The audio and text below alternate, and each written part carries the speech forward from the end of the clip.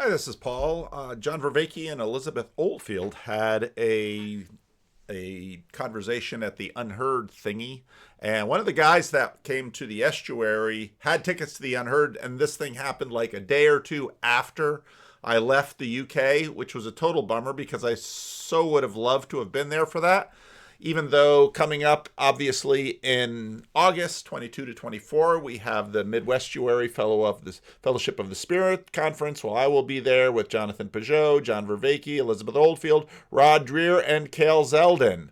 So Elizabeth Oldfield and John Vervaeke are going to be in conversation again in Chicago in August. So if you want to go there, I just put the link to the event now. It'll be in the notes for all of the videos that come out, at least until the conference. And I've got a conversation scheduled with Elizabeth Oldfield with Sam Tiedemann.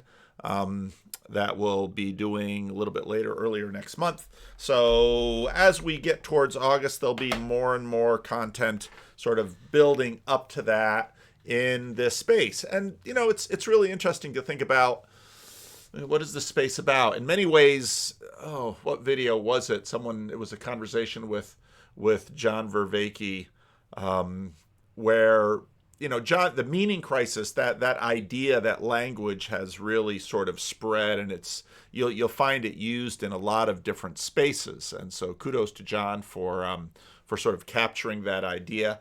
And now that the idea is sort of captured and the idea is out there, now we can sort of continue to work on it. And while the whole conversation was interesting. I'm not going to play the whole thing, but there are some little segments that I do have some thoughts on. And so this is where John is asked, the red-haired woman. Actually, I saw her at the art conference. She was in the booth. I was going to shake her hand, but I was busy because she's been on a lot of videos, and I don't know why I would. I didn't actually, but I thought, oh yeah, she's the Unheard woman who does these videos. But she's there, and so let's get into this, because this was really helpful for me. I thought John, as John continues to sort of have to talk through these things, obviously the more you talk through them, the better you get at it in some ways. So, but there's also then more things to talk about. Rational. When I say you're rational, I'm not only describing you, I'm praising you. And I'm recommending that people pay attention to your behavior.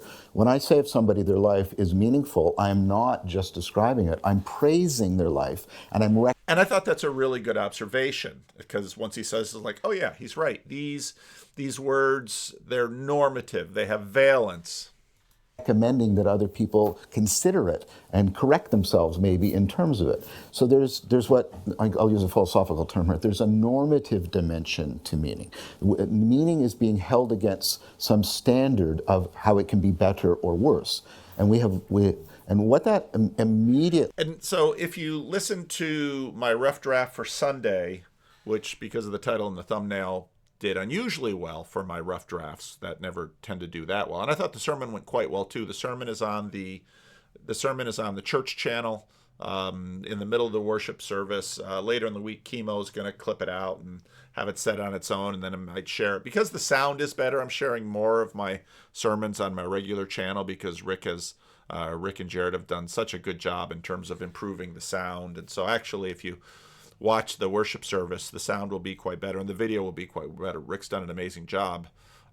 Rick will actually be on video coming up on April 6th, and that'll be pretty exciting to see.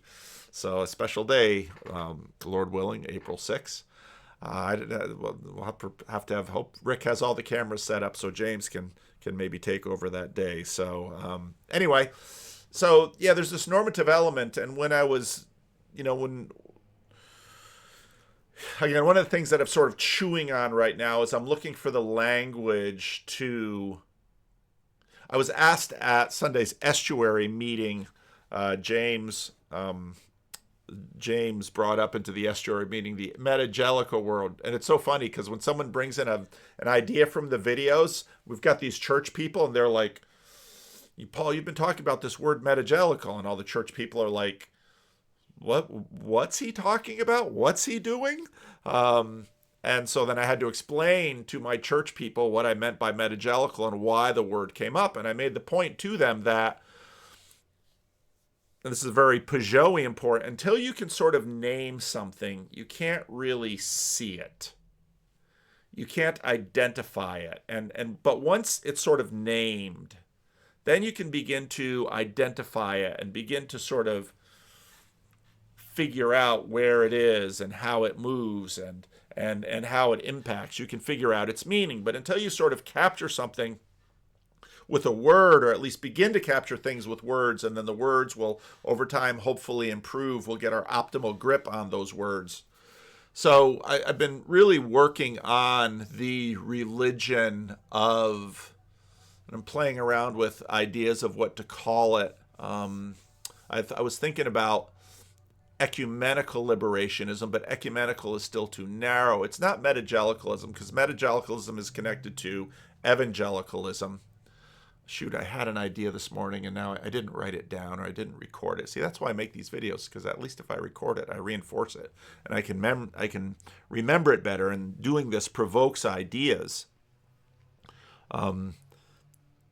It's sort of, it's not progressive liberationism, because that's sort of an extended version of it. But obviously this liberationist vision, this open liberationist vision, that really becomes sort of the religious substrate of the Pax Americana after the Second World War. It's deeply tied to Christianity, but oh yeah, it gets into this video too, because it's very interesting. Later in the video, John Vervaeke will make the claim that he often claims, that one of his friends, graduate students, colleagues now, makes the observation about wisdom and religious traditions.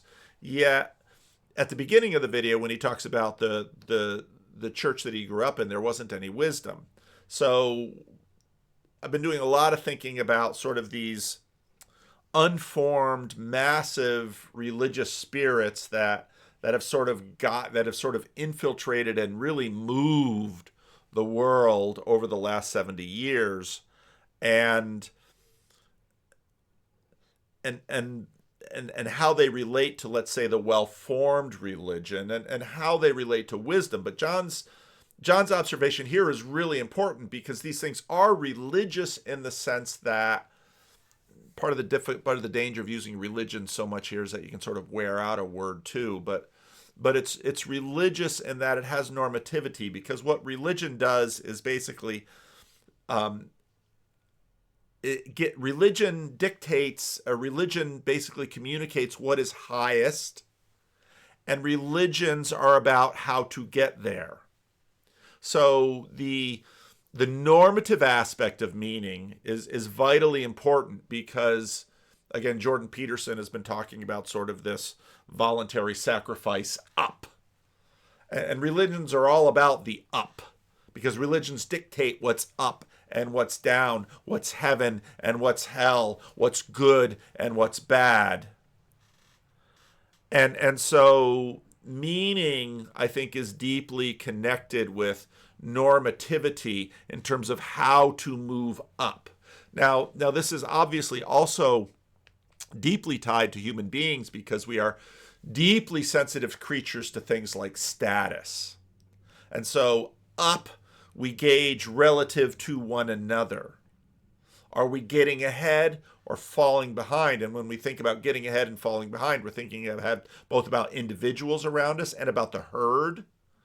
And so meaning then is all about saying leveling up, moving towards the highest. And that's why, obviously if John Vervaeke and Elizabeth Oldfield talk, the question of the sacred will come into impact, because the sacred tends to be that which is up. It can also be that which is lower, like Hiroshima and Nagasaki, and how that sets up this religious spirit that has dominated the West and in many ways the world during the let's say the America colonizing the world religiously over the last 70 years since the end of the Second World War. So let's keep going, because but there's lots of little things in here that he said. I thought, oh yeah, oh yeah, oh yeah, that's good. And then a few other things that are like, let's play around with that a little bit more. Puts us into is the fact that meaning can't be a private, internal, subjective matter, and that is how we conceive of it in our culture. We conceive of meaning as sort of, I have my meaning, and that doesn't make any sense. So let's use the analogy, the meaning of a sentence. You know, Lewis Carroll was famous for, I forget which character it was, who just tries to use words to mean what, I can use words to mean whatever I want. Well, no, you can't. Meaning is inherently shareable. Like if it's not shareable, you don't have it. Wittgenstein made a famous argument about this. You can't have Now that is really key, because not only is it shareable, it's collective. Because of what is higher, and because of our desire to move higher, and that is deeply meaningful for us, it's always move higher in between and with respect to and in relation to. So again, I think John is very much correct with respect to that. I'm just taking, those of you who are watching the video will notice that what's he doing with the video? Well, I'm taking some skills, so I got a little bit of something to have when it comes to putting the thumbnail together in PowerPoint. A private language, because whatever term you use to describe your inner experience, how do you know if you're applying it correctly or not? If it's purely subjective, you can't be right. You can't be right or you can't be wrong. There's nothing there. Right. And this is where, when we get into wisdom, you know, I was thinking about the TLC. I was thinking about wisdom. You know, again, if you haven't watched the Benjamin Boyce Grim Grizz conversation, it was excellent. But wisdom is always, we're always checking with wisdom. And so part of what, and we're checking with each other, but we're also checking with our other experiences of the world.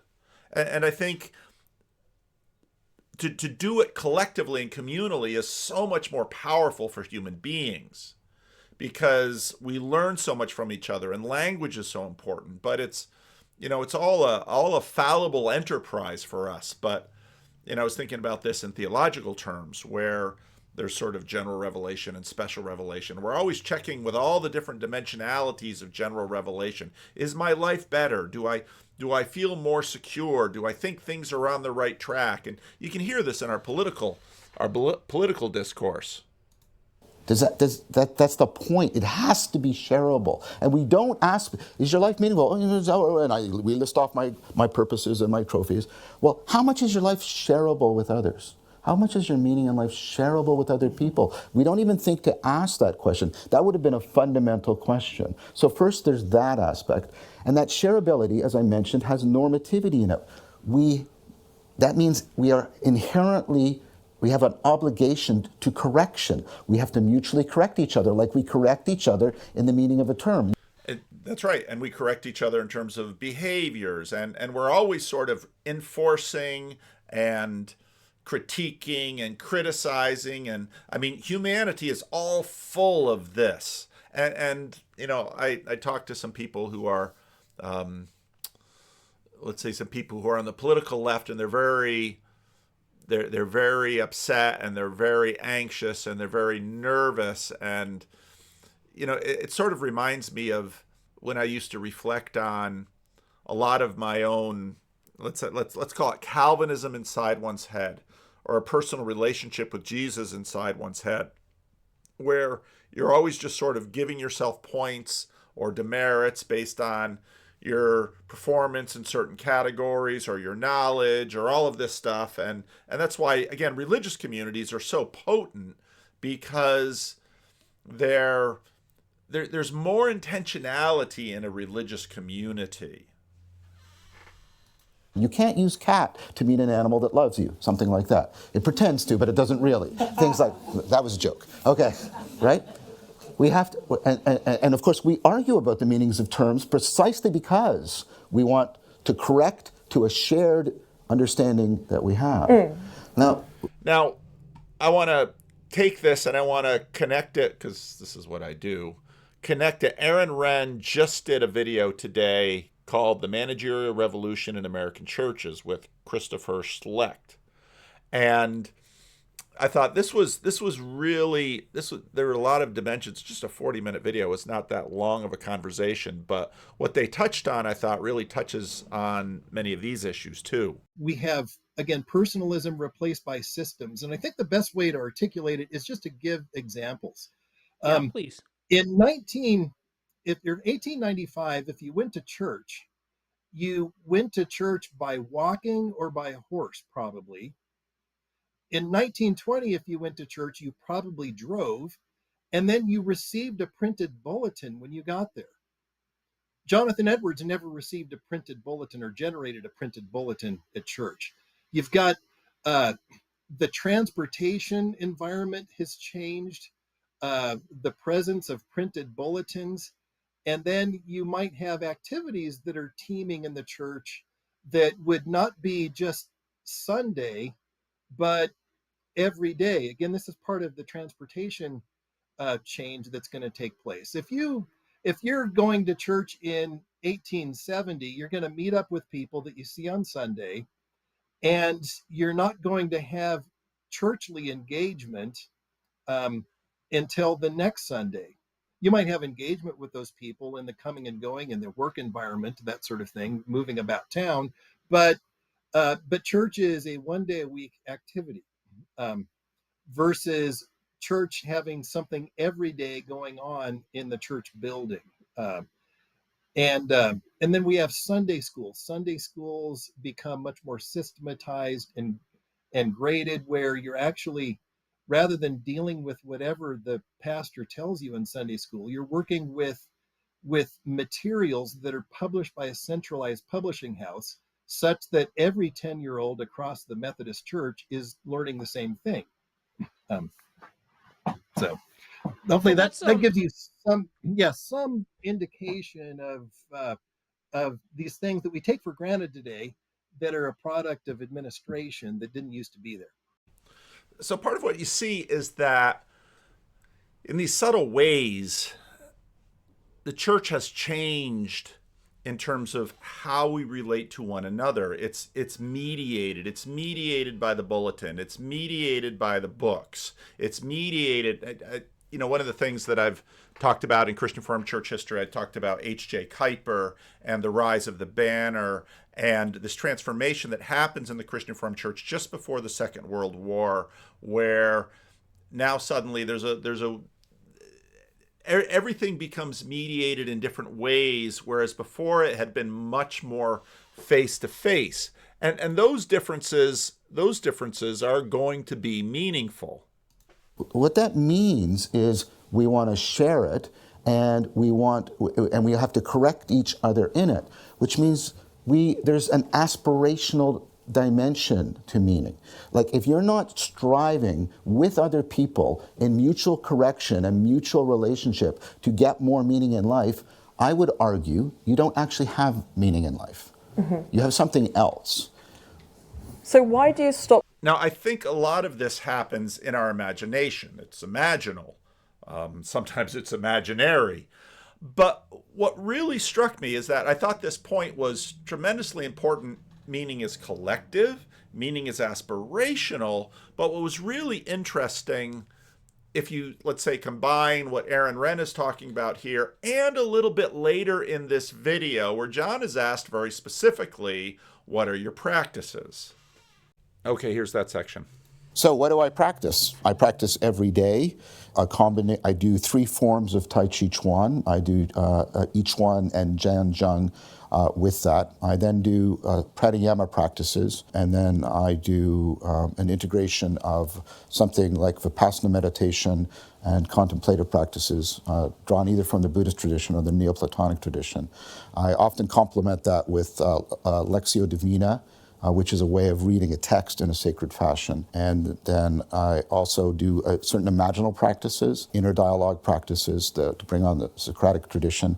And then when I can, I engage in practices, and some of them are practices I've been fortunate enough to be involved in helping to create and vet and test. Okay, now, before he gets to dialogos, almost everything he's talked about has been individual. It's been solitary. it's been by himself, which again, Christians have their daily quiet time. Christians have their Bible reading, their meditation, maybe the daily office. And of course, in a monastic setting, you're going to do some things collectively. A monastic setting is, pretty clearly, deeply engaging because you're living with other people. But you're living with other people, say, behind the walls of a monastery. And what I thought of when I listened to the earlier section, and even going back to the point that I made to John in terms of our last conversation, when we were talking about Hermes, that the community aspect and the collective aspect and the face-to-face aspect is critical. We'll let him finish, and then, maybe I'll drop that other video in from the conversation. I think one of the things that very much comes in Christian tradition is the communal aspect of this. Yeah, the confession too, for example. Well, not only the confession, but also,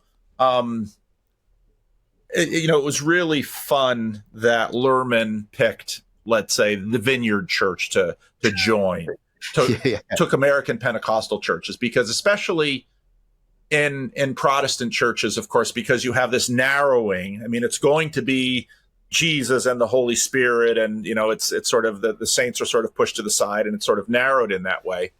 But there's also the section, the aspect in the Christian church where, the Holy Spirit is telling me this. Well, the Holy Spirit isn't telling me that. Okay, well, there's one Holy Spirit. Well, how can we sort of check one another? In other words, there's not only a relational connection one-on-one that is internal, but there's also a communal aspect to this. Yeah, and they're inseparable. They're inseparable. That's right. And then in the community, they're going to have to weigh, okay, and what is the Spirit saying to us? And even to the point of, as some of the other videos on my channel about the existential crisis that guy is so frustrating to listen to. He just can't get his words out. I watch myself on the screen. It's like, spit it out, man. What's wrong with you? But that's that point about meaning. It's normative, but it's also communal. Well, I think Jesus says this. Well, I think Jesus says this. Well, I think Jesus says this. And of course, part of what happens in Protestantism is at least, well, here we have this book. And we might debate about, okay, how does the Greek fit in? What does the tradition say? But it's vital because, again, it's collective. And John's point that he makes to Elizabeth Oldfield on the unheard thing is that, okay, it's communal, it's normative, but within face-to-face community, within personal community, it's checked, it's relational, and that's awfully vital. Back to this.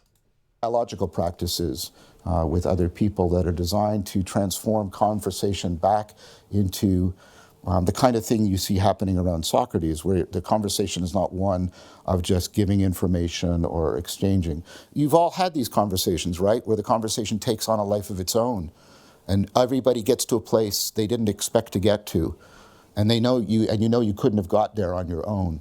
Well, that's what I call dialogos. And so we have practices like dialectic in the dialogos. We have the Socratic search breaks practice, where there's a community around that in which people get together. And so Sunday morning, again, we did Estuary, because we do Estuary every Sunday morning. And it was a great, every time I'm done with Estuary on Sunday morning, I think, this is so good. This is so good. Well, what makes it so good? Well, part of it is, it's the difference of people around me. And I am so fortunate because, again, by virtue of a whole bunch of unique things that would be difficult to duplicate for many of you, but I have people who never listen to my videos. They don't know what metagelical means or what I mean by it. People who have maybe an 8th grade or a high school education, people who have more education, people who listen to my videos, people who don't listen to my videos. Some people are Christians, other people are not Christians. Some are men, some are women, some are African American, some are Asian, some are of Dutch ancestry, some are just sort of American white. They don't know their ancestry. All this diverse group of people, and we are regularly, every week in Estuary. I know it's difficult for many people to sort of fit this into your life. I get that. But it's so wonderful to do it every week at the same time, because you just sort of get this check-in and people can sort of put it into their weekly routine and they can come together, and every week the topics are interesting.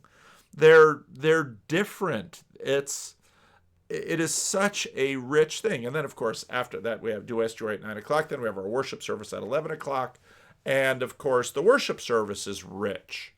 And now Rick's been sort of forcing us to do some things. So now at the 11 o'clock worship service, if you're curious about where to find the worship service, you can find the link below.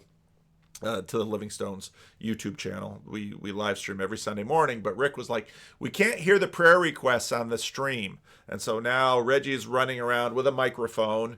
And of course, that makes some of my people feel a little unconscious. But the truth was that many of the people are older, and so they can't hear each other well. So the mic actually helps everybody to hear their prayer requests. But it's this communal, collective aspect is so critical. And again, as the point made on the Aaron Wren, suddenly things get mediated by paper.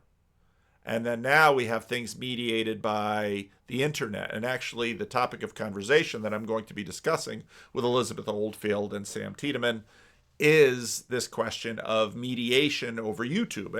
And now I am not a Luddite by any means. I mean, I will, at the end of this, I will play virtually not alone branding.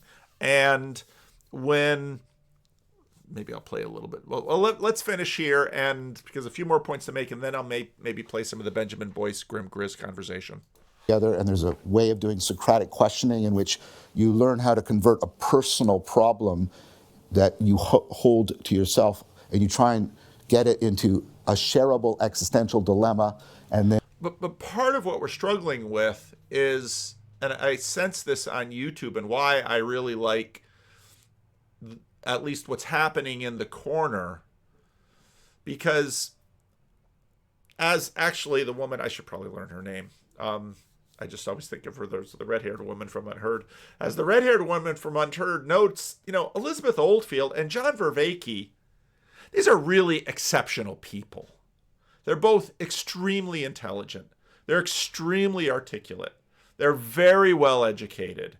They are now increasingly practiced and adept at doing what they're doing well here. And if they weren't so good at it, Unheard wouldn't ask them to show up in their little room and have a conversation together. They are high status, and deservedly so. But if you're not only your YouTube engagement, but your interaction with people is reserved for the brightest and the best and the smartest and the most holy and the most moral and the most learned and the most devoted, if that's the sampling of your wisdom filters that's trying to continue to recalibrate and find out what's true and what's right and what's good. This is a point that actually James Orr made on his conversation with Elizabeth Oldfield. Unless you are actually talking to people of low status, of low IQ, of low education, but of different, because those people see the world from a very different place. Again, James Orr on the conversation with Elizabeth Oldfield said, he observed that everybody, at Cambridge thought of Brexit in one way, and all of the janitors and landscapers and bus drivers thought of Brexit in another way. And it's like, well, I need to develop wisdom in as broad a way as possible, which is why, let's say, the religion of the Pax Americana was so, why everything sort of gets elitist, but it was so dependent on diversity. Well, actually, if you want diversity, you're going to want to do dialogos with people who don't know what dialogos means. And you're going to want to structure something so that it's a broad range of people. And the truth is, if you go to a church, there's always going to be constraints one way or another. There's always constraints, because to be an embodied human being is within a culture, within a time, within a space. Even if you live in a very cosmopolitan, metropolitan city, it's going to be constrained. So you're going to want to be able to have communal practices with people of varying educational levels, intelligence levels, different cultures. I mean, and this for me is why I've been such an exceptionally blessed person, because I grew up outside of Patterson, outside of New York City, an astoundingly diverse community, even though heavily African American. I came to Sacramento, even more diverse. I remember people would come to my church and it's not as much as it used to be, because we had people from all over the world every week in this church. And you'd have PhDs and people who were actually illiterate. There was one man in this church, he grew up in the Dust Bowl he came over with the Okies, and he had polio as a child, so he never went to school, so he never learned to read and write. And, he was here in this church every Sunday with his Down syndrome brother. And when you have to address the world with such diversity, well, that's really stretching. And so even in my little Estuary group, towards the end, it's like, okay, Paul, someone mentions this, Paul, what he pitched was, I'd really like for you to tell me what managerial means. And of course, all the church people are like, is that a word? Well, no. Did you make up that word? Well, yeah. And, well, what do you mean by it? And why would you make it up? And so then I have to sort of go through a very compact history of what happens to the American church in the wake of the Civil War, and then the modernist fundamentalist fight, and then the rise of neo-evangelicalism after the Second World War, and then what happened during the moral majority and what happened with abortion in America, and how that suddenly changed the relationships between Protestants and Catholics. And I mean, just about 3 minutes to run that through with an audience which doesn't listen to hours and hours, 3,500 videos from Paul Vanderklay to talk about whatever crosses his salience landscape. So again, absolutely have individual practice, but your individual practice, you can learn a lot from books, you can learn a lot from videos, you can learn a lot. If you're a Christian, you might be doing your daily quiet time, and all of that is important. It's of course formative and shaping, but part of what makes Christianity so potent is it's the shaping of the body, and the part of what the American church is struggling with, especially in California. I mean, in Midwest, it was normal in the Christian Reformed churches I grew up in that people would be in church every week. And they'd be in church for the worship service, and a good number of them would be in church for Sunday school or whatever that other activity was, and then maybe even for the evening service. And then again, to look back at the Aaron Renn video, in the 19th century, they might not come together as often, but everything was sort of direct. There was no printed bulletin that was distributed. And you work together to try and get clear on what virtue would bear on that dilemma most appropriately, and then that person can take that resolution of a response to the existential dilemma back into their personal problem and therefore into their lives. So that's sort of what I practice. Oh, it's amazing we managed to get you in the building, isn't it? It's incredible we've managed to find a small window in John's schedule to get him here. But we do appreciate the wisdom and enlightenment it brings. Let's take another question. Yeah. My question is mostly for John, and it's about formation. And actually, it sort of ties into... So this is the individual that was at the Estuary. He started listening to my channel a number of years ago, and sort of the Peterson, Peugeot, Vanderklay pipeline. And, we had a lovely conversation at the Estuary event about He's deeply connected to his Roman Catholic Church and raising his children in it. And so part of what's so cool about what's happened doing this for 7 or 8 years, one of the things that I noticed, and talking to my father had been in his church in Paterson, New Jersey for 36 years. And at that point, that was an unusual thing in the Christian Reformed Church, because my grandfather was in most of his churches between 4 and 8 years. But my father had been in for 36 years. And the benefit of doing something for a long time and knowing people, knowing a diverse group of people as individuals, is that I can talk to them then, and I talk to them then, I can talk to them. You can see the change happening, and you can hear from them. So this is what he asks. To that big list of practices. I can't really imagine how I'd pass that on to my kids if I shared that list of practices. Yeah. It's so individual. It's so idiosyncratic. And in a way, both of your stories are very individual and idiosyncratic. Two guys, they went together and they sat with each other from the Estuary. So that's wonderful. I'm glad they both made it. Elizabeth, you had that very personal experience of how you came really to your faith. I'm Catholic. I was raised Catholic. I wasn't Catholic for a few years, and then I became Catholic again. And in a very Managerial way, the guy sitting next to him, who also came to my previous Estuary events in the UK, is Orthodox, and he gave me a lovely Orthodox book, and he gave me an icon.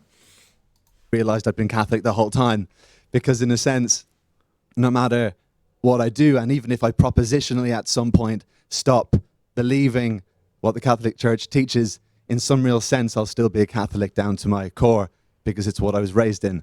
And I'm wondering, John, do I still do that going forward? Do I try to raise my kids Catholic? Do I try to hold to that? Because I don't know how I could pass it all on. Well, and that gets to the scale thing too, in terms of to live, to be we have words for it, because to be a cradle Catholic and to embody it. And then what John's about to say is super good and super important. But the scalability question, which is something I've been talking with John about for a very long time, that not only does it have to work for people who can read really difficult books, not only does it have to work for people who can read, it's also got to work for children, because of course it's growing up in that where so much gets formed very early, and if it's formed in a good and healthy way, can just bear good fruit throughout the rest of one's life. Propositionally or philosophically outside of those practices. There's two ways you can be asking that question. You can be asking that question sort of like as a challenge or a theoretical, or you could be asking that question as if you're wanting advice from me. Which is it? It's more the first. But if you have anything on the second, I'll take it. I don't want to take the role of the second. One of the things I consistently practice and not just say is, and this is because a lot of people say this to me, is if the work I do helps people to return to a religious home, and that's the right way of thinking about it, a religious home, great. I want to ameliorate the suffering, the hunger of the meaning crisis. I'm not trying to win a particular social cause, right? And so, okay, what the research shows is that people are not, I know this is going to fly in the face of what people want to hear. So this is scientific work done by atheists, just to be clear, okay? The thing that makes you a theist or an atheist is not how analytic your thinking is, or how emotional or intuitive your thinking is, contrary to what we believe. In fact, there are weird correlations. Your country is one of the weird correlations. It's usually the United States that's the weird correlation, but the UK is the weird correlation in that religiosity and analytic thought are actually positively correlated with each other, which is contrary to the typical atheist story that people are religious because they're not capable of good analytic reflective thought. That's not what drives what religion people take up, or if they become atheists or not, contrary to what we like to tell ourselves in our own ego-stroking autobiographies. what is the most overwhelming predictor, and it's not poverty or other things we've been told since the Enlightenment. The overwhelming predictor is, what are the people in your life that you regard as credible? And this has a specific meaning, which means they do what are called credibility enhancing displays, which... And I think that is so true.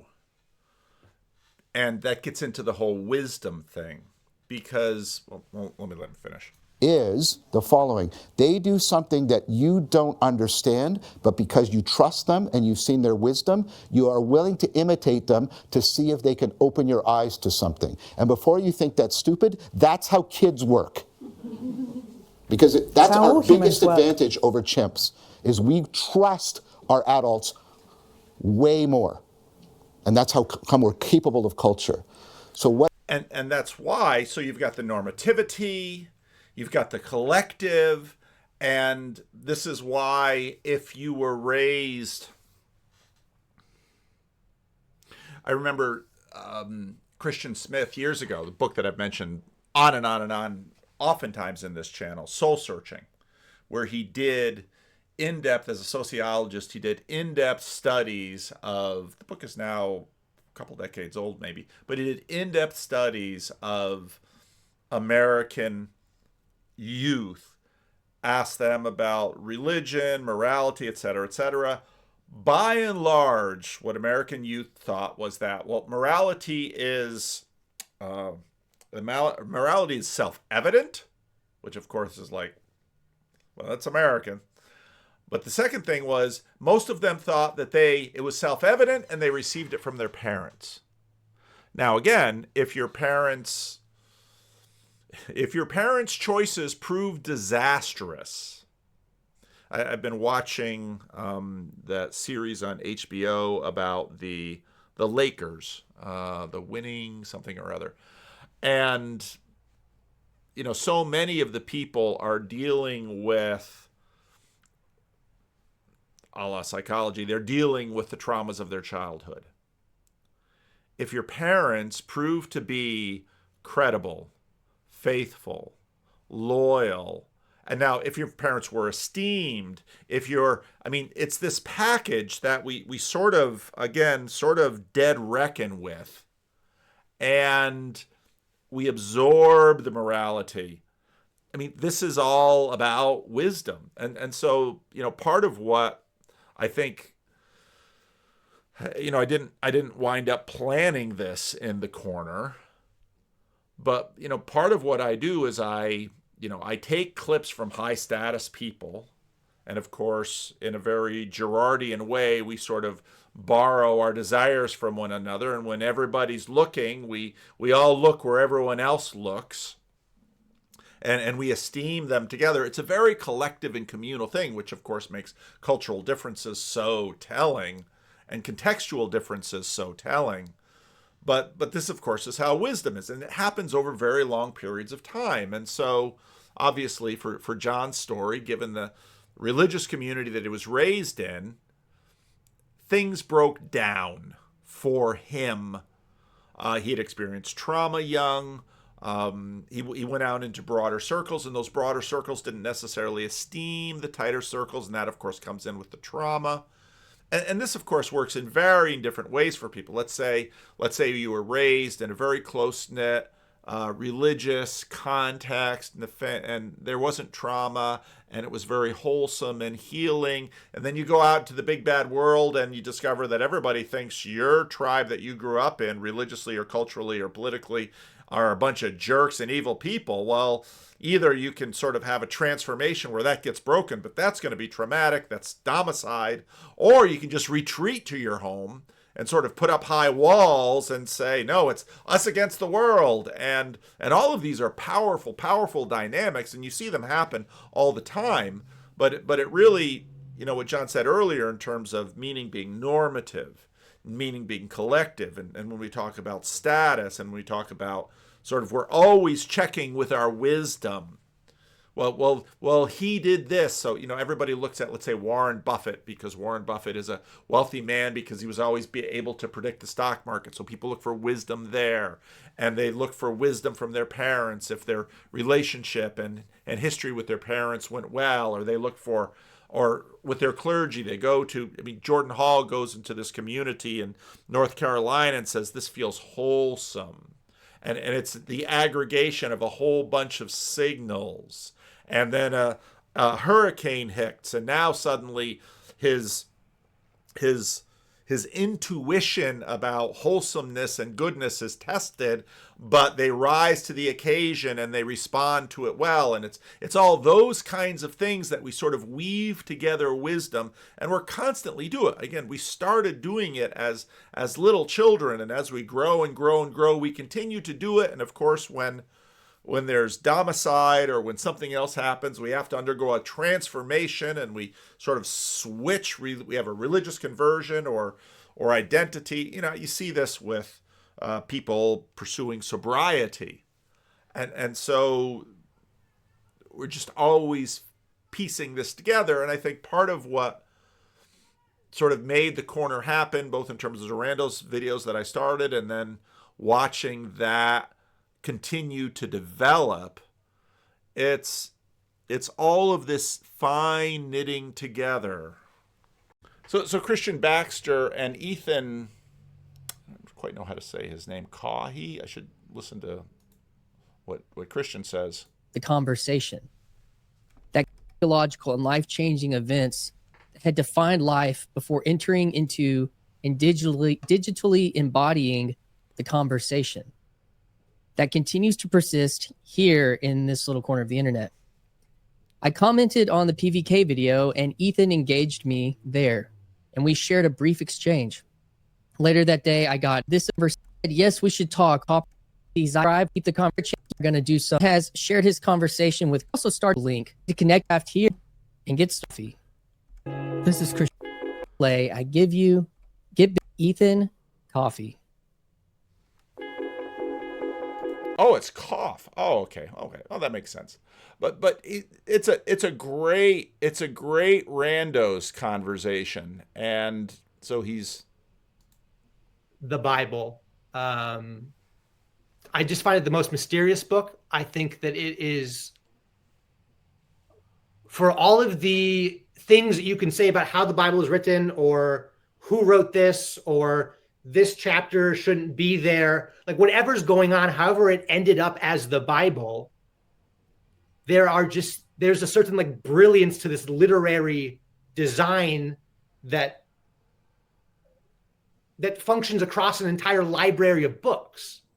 And like, I've never been to a library where like every book is in concert with one another, but like entering into the Bible, it's like a puzzle I could never complete. So at every stage in my life, even to the points where I was out of church and didn't believe in God, I could never quite stop thinking about the Bible in some way. That reminds me of Alex O'Connor. I don't know if you watch much of his stuff, Cosmic Skeptic. Okay, yeah, I'm aware. He's still,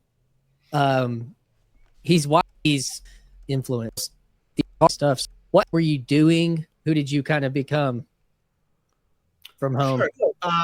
So after high school, I go to college, and my roommate's girlfriend invites me to come with her because my roommate doesn't want to go with her. She goes, I just don't want to go alone. So I come with her to Campus Crusade for Christ, which quickly rebranded to Cru, CRU, the time that I got involved, which was hilarious to me that they chose 3 letters that don't really mean any kind of word, but they're chopping off half of crusade. I don't know. The whole thing is strange. I attend Campus Crusade for Christ on campus and stumble my way into being asked to like MC on a weekly basis and like be a host. And I've always been comfortable speaking publicly, which has the pro of not a lot of people like to speak publicly. all right. So it's a Randos, and it's a great Randos. It's really a good one. But again, why are we doing this? Well, we've sort of got the YouTube thing where, we are beings of light seeing through each other, but it is a story. And again, all of these rando stories are going to have elements that we can connect with and elements that we don't connect with. and then, trying to get together and be virtually not alone. Again, this was a great one. Growing desire for church going. One aspect of that that's problematic, to coin a term, is dogma being that which binds, is belief, is a similarity of belief, believing the right thing. Especially evangelical Christianity has made belief the center altar. Like we believe this, Jesus died for our sins, let's say. Like these phrases come and be that which binds people. But to a lot of people coming from the internet, from infinite argumentation and infinite discourse, dogmatic belief I don't know if that can be the load-bearing myth, so to speak, of community. What's your opinion on that? That was part of the reason I found it worthwhile to hang around Pastor Paul, is because I felt like, I've been around these internet waters, and I got some salt water for your estuary. Like, the churches that I'm familiar with aren't. By the way, Benjamin, if you're watching this, what you visited was a meetup. The estuary thing hadn't really started yet, so I definitely want to start getting bigger estuary events here at Living Stones, and Benjamin is definitely on my list for having him participate in these things, because I think Benjamin doing estuary would be astounding. And I should have, back when they were planning Northwestuary, I should have really figured out a way to make sure that Benjamin got, maybe if we do another Northwestuary at Olympia CRC, we can get Benjamin there, because Benjamin and estuary would be amazing, just because he's so good at asking good questions. I'd love to have Benjamin in an estuary meeting. Aren't ready to deal with questions about Gnosticism, and they are just still running on the old fumes of we're more right than the Baptists down the street. Yeah. And meanwhile, like, I've seen the only thing, like, this town I grew up in out here, it was the most thing we had in town was different churches, and that's recently been replaced by dispensaries. We have more dispensaries than churches now, but it's pretty close. And he's right that in many ways I see it in my neighborhood. I think the dispensary industry is keeping the billboard industry flush, because it's like every billboard in my neighborhood is a dispensary. They're dispensaries or they're government programs. And now with USAID going by the wayside, it's probably just going to be dispensaries, and again, not churches. I had one of the small communities that I worked with in the Dominican Republic was way up on top of a mountain where they were growing coffee. And there were houses and two other buildings in that community. One was a church and one was a bar that had music. And so every night you could either, and church happened every night you could either go to church or every night you could go to the bar and drink and dance. And so basically what happened in that town was they'd bounce between them, or they'd go to the bar enough where they just had to go to church, because everyone is living in that isolated community. Had a great story where I had this big idea when I was a missionary there that I would visit every one of my communities 4 Sundays in a row. I'm such a program guy. 4 Sundays in a row, and I would just have this set of 4 classes that I would leave the church through. I don't even remember what the classes were about at this point, but I would bring a Haitian translator with me, so that I would do it in Spanish and then it would translate it in Creole, and most of the people would get a chance for it. But this town was up on top of the mountain, and they didn't want the missionary, I'm a young man at this point. They didn't want the missionary, having to climb this mountain. It was a steep hike all the way up the mountain. So they sent a mule down with some people, and they said, well, you ride the mule. I remember getting up on that mule, and the mule very quickly figured out that the person on his back was not one of these lighter Haitians, but one of these heavier North American big Dutchmen. I probably at that point weighed 240 pounds. And he also very quickly realized, I didn't know what to do with this animal at all. And so the first chance the animal got, he turned around and ran right back down to the bottom of the trail. It's like, oh, I want to be down here by the water and not up there. Anyway, it's a fun story.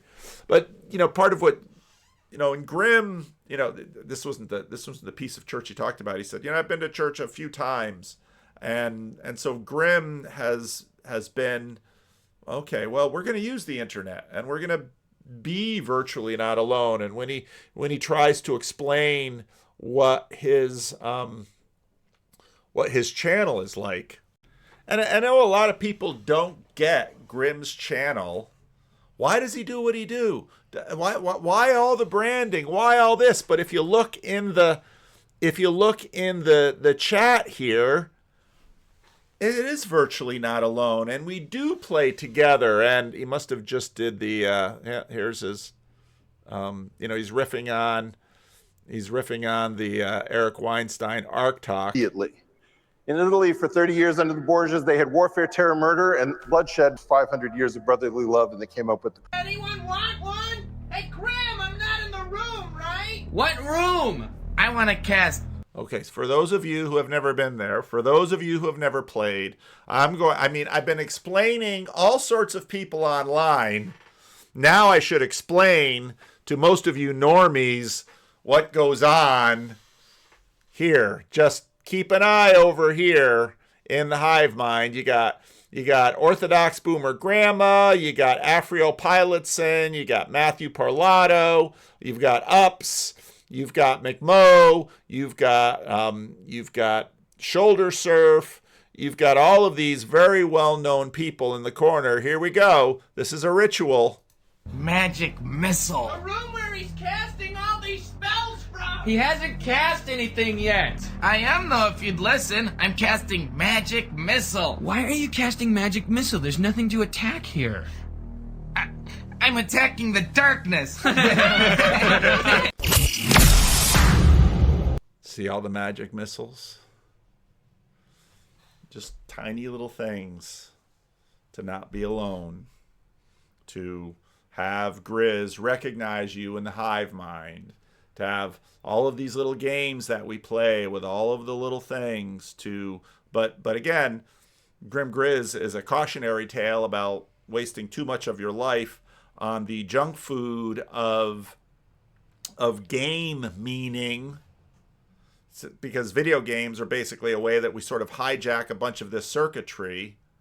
And if you live in a little town in Oklahoma and nobody around you is there, and if you've got some hesitation about going out in real life and actually being in a church, well, maybe you can stomach going to an estuary. And maybe you can get to a channel like this. And maybe you can figure out how to make the little magic missiles in the hive mind.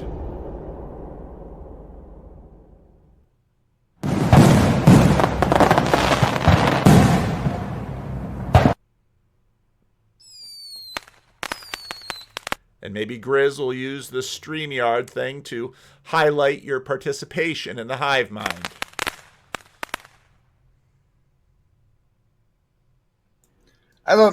And then he didn't have his sound on right away, and so those of you who know the ritual know exactly what you have to do, but he corrected it too quick there. So I like the part where he says you've been in a war the whole time, but I'm not gonna find it.